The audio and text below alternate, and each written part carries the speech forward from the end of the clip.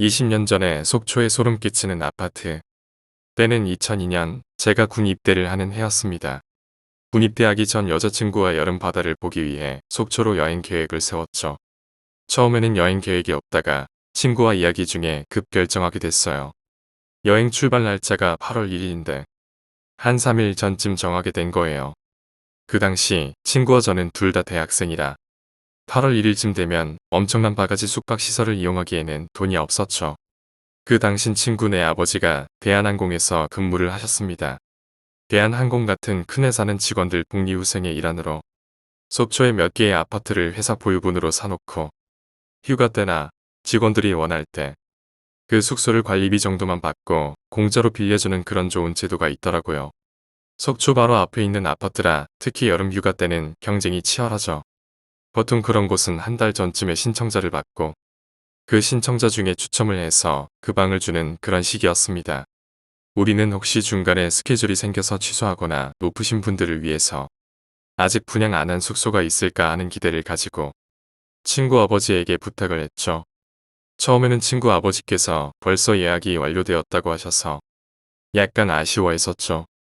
돈이 없어 속초가 아닌 가까운 곳으로 갈까 생각하고 있는 순간 너희 꼭 속초로 놀러 가고 싶냐? 라는 아버지 말씀에 저희는 네 하고 불쌍한 표정을 지었죠. 그러더니 아버지가 고민을 조금 하시더니 그럼 방 하나 줄 테니 재미있게 놀다 오너라. 그때 저희는 이게 웬 떡이냐 하고 엄청 신나했었죠.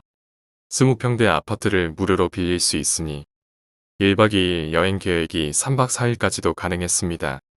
열심히 계획을 세우고 각자 챙길 준비물들을 챙기게 되었죠.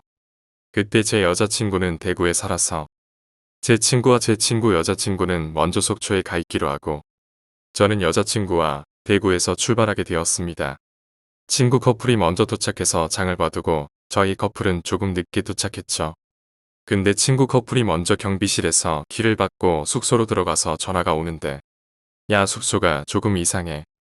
응? 왜? 전에 놀던 팀이 안 치우고 갔어? 그럼 너희가 청소 좀 해놔. 아니, 방은 깨끗한데 와서 확인해봐. 하더라고요. 전 대수롭지 않게 생각하고 그 집으로 향했습니다. 그 아파트는 12층 정도 되는 꽤나 큰 아파트였습니다. 잘 기억은 안 나는데 8층 정도 되는 곳에 우리의 숙소가 있었습니다. 호수가 잘 생각 안 나니 807호라고 임의로 정하겠습니다.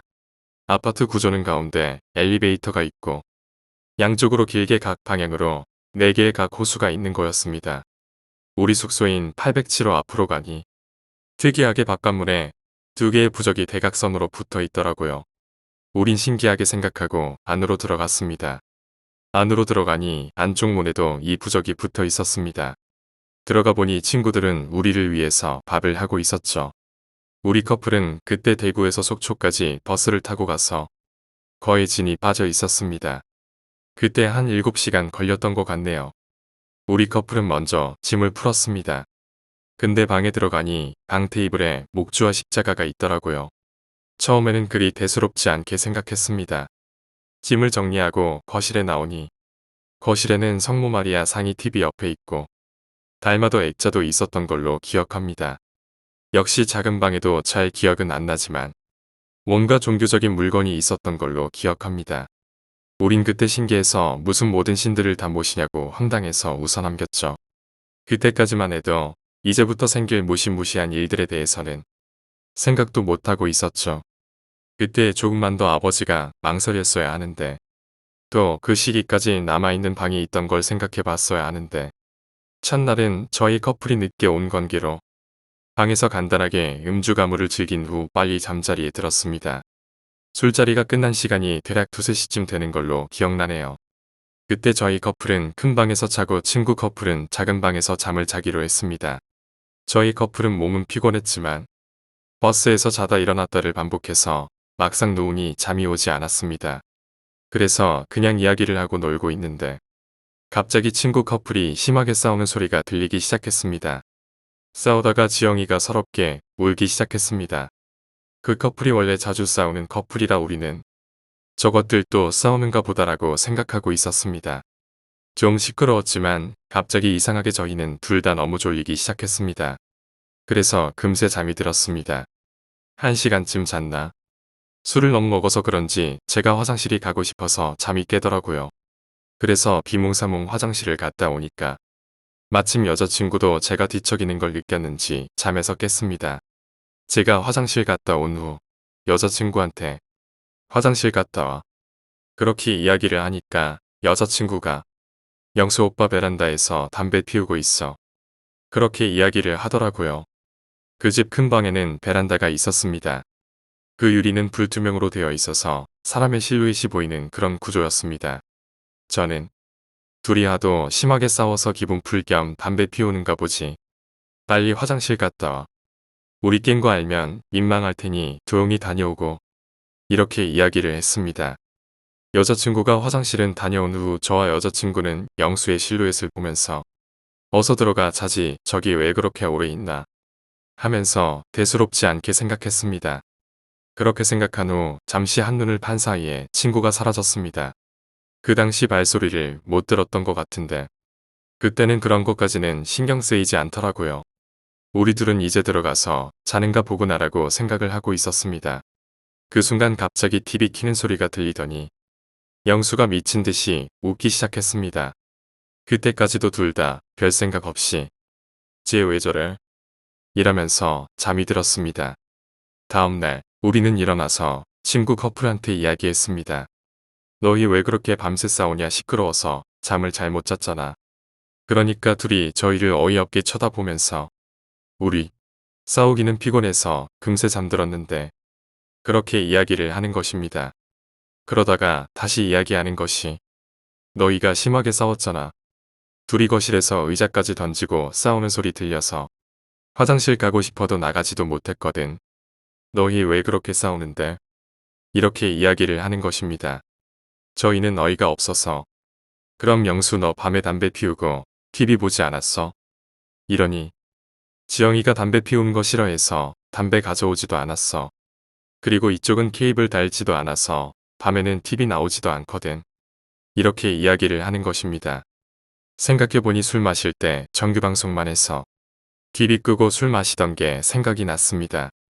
여름이라 5시쯤 되면 해가 뜨니까 시간 계산해보면 어두웠으니 5시 전이라 생각하면 TV를 시청할 수 있는 그런 상황이 아니었습니다.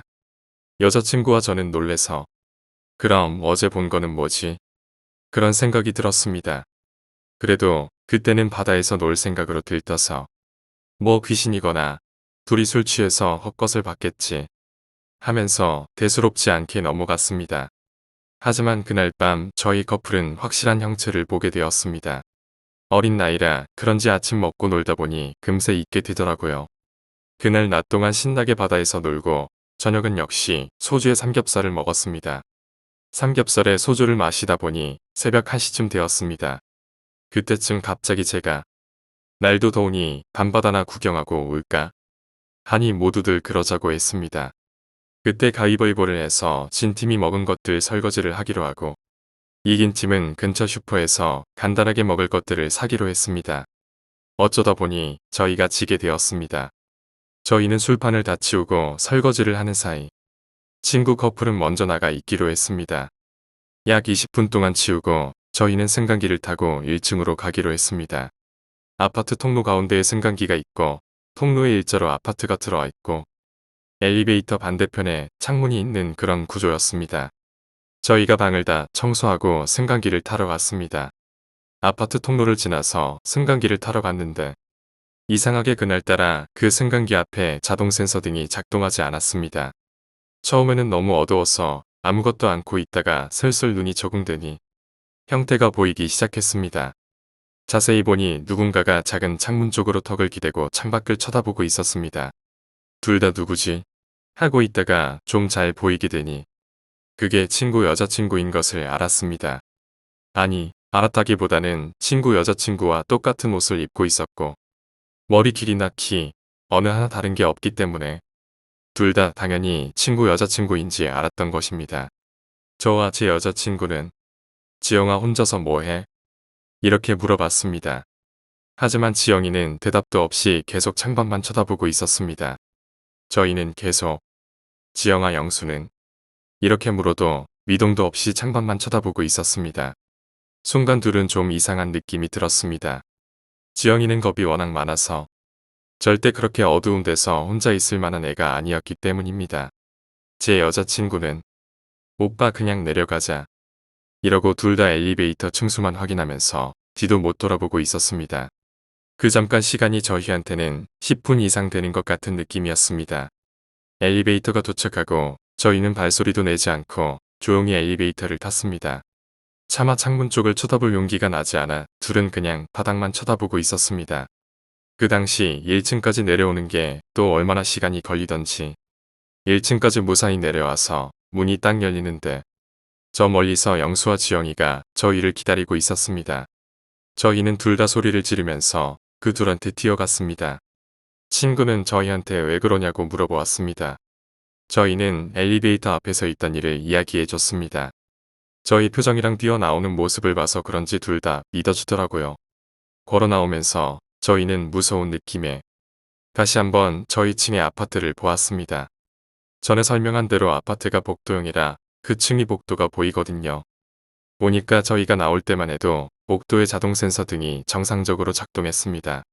승강기 쪽에서 사람이 나오더니 복도에서 어떤 사람이 저희를 쳐다보더라고요. 근데 자동 센서 등은 켜지지 않고요. 그때 저희 중에 아마 저와 제 친구만 그걸 봤을 겁니다. 여자애들은 무섭다고 쳐다보지 못하고 저희는 저걸 이야기하면 안 되겠다 싶어서 그냥 둘만 서로 쳐다본 후 뭐 아무것도 없네. 그리고 겨울바다 쪽으로 걸어가며 이야기는 어이없이 마무리됩니다.